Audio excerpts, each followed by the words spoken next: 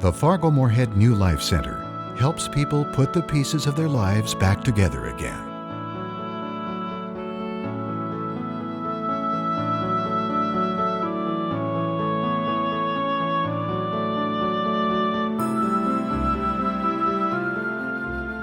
It began in 1907 as the Glad Tidings Mission, and its purpose was to minister to the spiritual and physical needs of the families in the Front Street area and to homeless and transient men.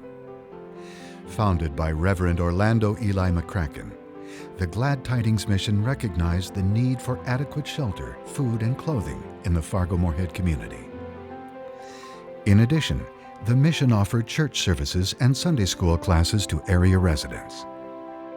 The support grew along with the need, and the mission began construction on what became the first brick and concrete building in the immediate area.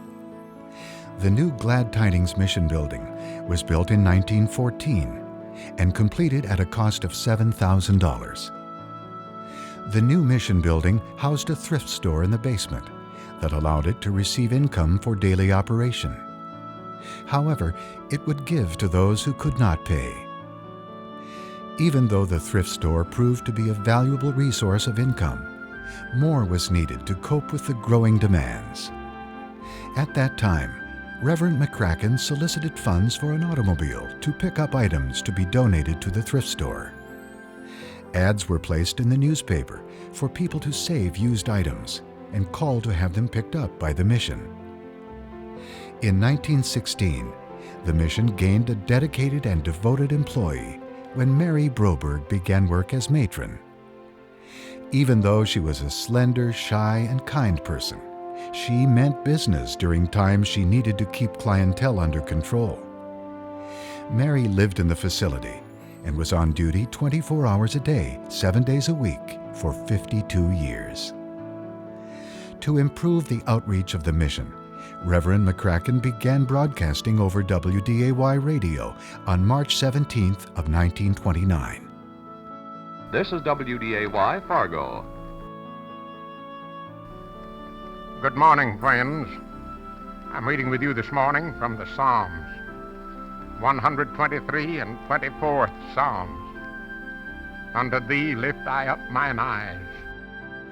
This radio ministry lasted for 63 years until 1992. Once again, the mission found itself outgrowing its current facility on Front Street.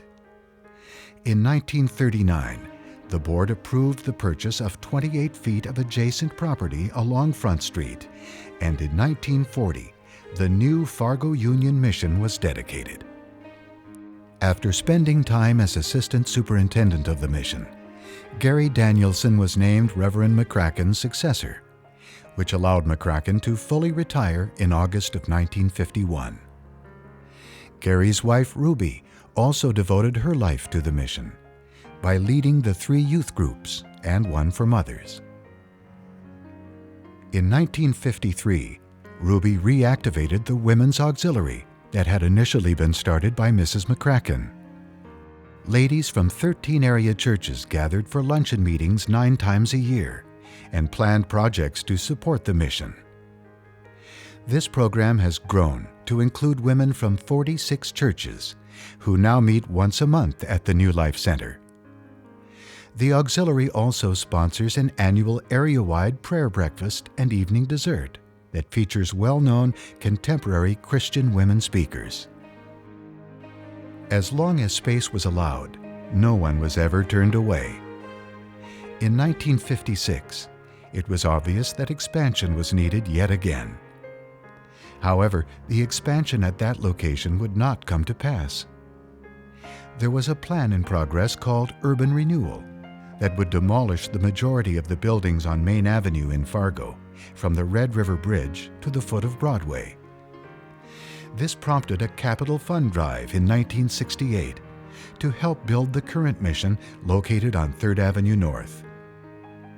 The mission included an 80-bed dormitory, 2-bed infirmary, 15 window rooms, offices, and staff dorm. Shortly after construction of the new mission, it was evident that the significance of the mission and purpose had changed. Therefore, the name was changed from the Fargo Union Mission to the New Life Center. Gary always hoped that his son Dan would follow in his footsteps, and in August of 1977, Dan accepted the job of assistant director, and his wife Stacy as the thrift store manager. Today, the center continues to provide homeless people in the Fargo-Moorhead community with programs that are designed to assist the individual to a place of self-sufficiency and independence. The center provides hot, nutritious meals 3 times a day.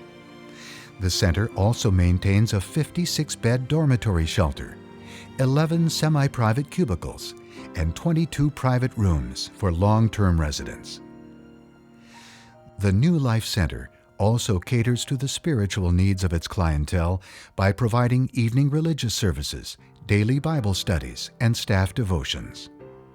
Other services provided by the New Life Center include a weekly free clinic conducted on-site, job placement, Alcoholics and Narcotics Anonymous meetings, formal recovery program for addictions to alcohol and other drugs, Traveler's Aid for United Way of Cass Clay, in-resident programs such as transitional living for chemically dependent people, releases from hospitals and parolees, a case management program for seriously mentally ill people, and health care for homeless veterans, and a work therapy program.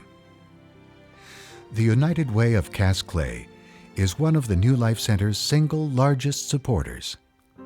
In keeping with the philosophy of the New Life Center, the United Way Emergency Services funding helps provide food, shelter, and other basics of life to the residents of the mission.